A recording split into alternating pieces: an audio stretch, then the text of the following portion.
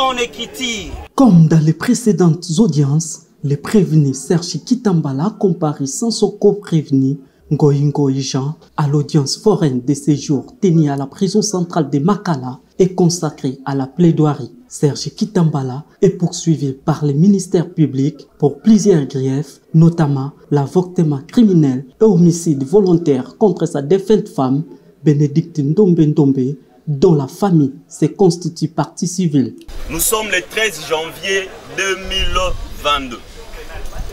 Vers 3 h, Monsieur Ikwikwi Kitambala Serge va tenter un avortement sur son épouse, Madame Ndombe Bénédicte, décédée ce même jour.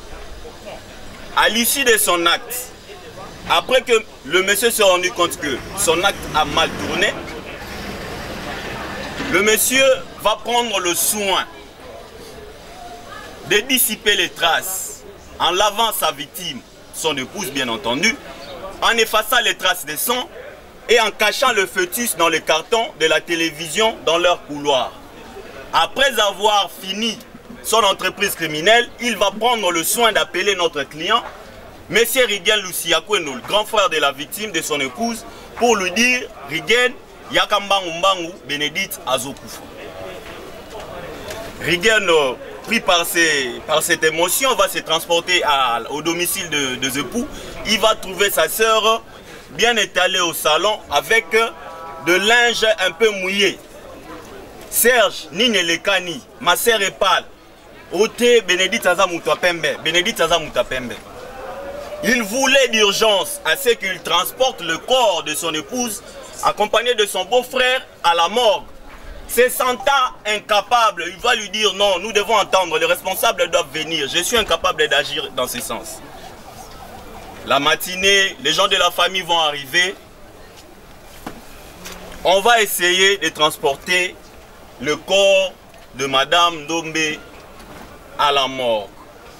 Mais il faudrait encore revenir pour vous dire, après avoir terminé son entreprise criminelle, Monsieur Serge Kitambala Ikwikwi avait déjà pris le soin de se faire établir un acte faux, une paperasse que nous avons brandie devant votre cour pour faire croire à la famille et à l'assistance que son épouse était décédée d'un fléchissement de mémoire ayant entraîné une crise cardiovasculaire irréversible.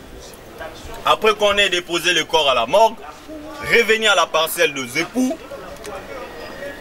le voisin va dire à la famille, soyez vigilants.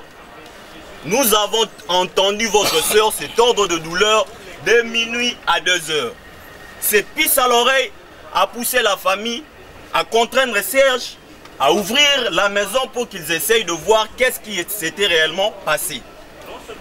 À la vigilance de la famille, on va retrouver les traces de sang sur le lit couvert par les rideaux, le fœtus dont nous vous avons parlé tantôt, les traces de sang sur le carreau et j'en passe. De cette présentation de faits, votre honneur, vous allez vous rendre compte que nous sommes en face de ce genre de criminels dont nous parlait Lombozo, c'est-à-dire les criminels d'habitude, parce que je conçois très mal de me rendre compte que votre épouse est décédée, mais vous prenez au moins le temps de la laver, d'effacer les traces, de prendre tout le soin possible pour dissiper les vraies raisons de sa mort. Donc vous allez vous rendre compte que le monsieur ici devant vous n'est pas à son premier forfait. Et après la réquisition à médecin, vous allez vous rendre compte que le rapport qui gît au dossier vient réconforter pour balayer les mensonges que le prévenu a donné au niveau de la police et du parquet pour réfuter que sa femme n'était pas grosse, elle n'est pas morte de l'avortement. Ce rapport est éloquent car il conclut pour nous dire que Madame Ndombe est morte de suite d'un choc, d'un avortement incomplet. Des accusations rejetées par les prévenus Serge Kitambala qui les qualifient de rumeurs. Ses avocats demandent à la cour l'acquittement de leurs clients pour manque de preuves. Ce procès est un procès qui est basé sur une simple rumeur. Encore que cette rumeur-là, monsieur le Premier Président, n'a pas été attestée. Parce qu'on ne vous a pas amené celui qui aurait soufflé aux oreilles des uns et des autres. comment on peut partir d'une rumeur prétendue pour solliciter la condamnation d'une personne qui a épousé en bonne et due forme votre fille. Monsieur le Premier Président, nous vous informons que leur premier fils, ils l'ont eu pendant qu'ils étaient encore étudiants. Ils n'ont jamais voulu, ils n'ont jamais tenté un avortement, quoi que ce soit. Donc tout ce qu'on vous dit ici, que c'est un criminel d'habitude, ce sont des faussetés qu'ils apportent le preuve de leurs allégations. Dans les cas contraires, Monsieur le Président, vous allez rejeter tout cela. Nous concluons avec ces deux rapports, Monsieur le Président, qu'il s'agit d'un avortement spontané. Il s'agit d'un avortement spontané. Sinon, le médecin allait dire noir sur blanc que cet avortement a été provoqué par l'administration de tel produit et tel autre produit, Monsieur le Président. Donc, ici, Monsieur le Président, vous allez vous rendre compte que vous n'êtes pas dans l'hypothèse d'un avortement criminel comme on veut vous faire croire. Les rapports médicaux légaux en appui, nous sommes en présence d'un avortement spontané qui a été incomplet. On va vous dire, mais on fait allusion au saignement, Monsieur le Président. Monsieur le Président, que l'avortement soit provoqué ou spontané, il y aura toujours de l'hémorragie.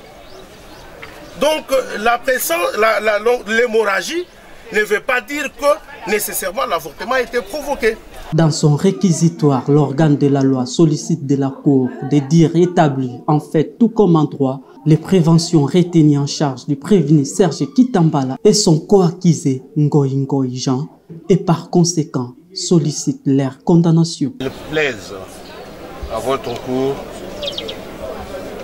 de dire établi en fait et en droit les préventions d'avortement criminel, homicide involontaire, abstention coupable,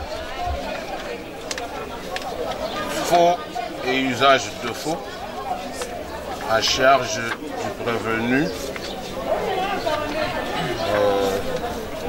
Kitambala le condamnera pour toutes ces préventions commises en concours idéal à la peine la plus forte prévue par la loi, soit 15 ans de servitude pénale principale et à une amende que votre cour appréciera ex aequo et bono. Les frais de la présente instance seront mis à charge des deux prévenus et ce sera justice. Après avoir entendu toutes les parties, la Cour d'appel de Kinshasa-Gombe clôt les débats et prend l'affaire en délibéré pour rendre son arrêt dans les délais légaux.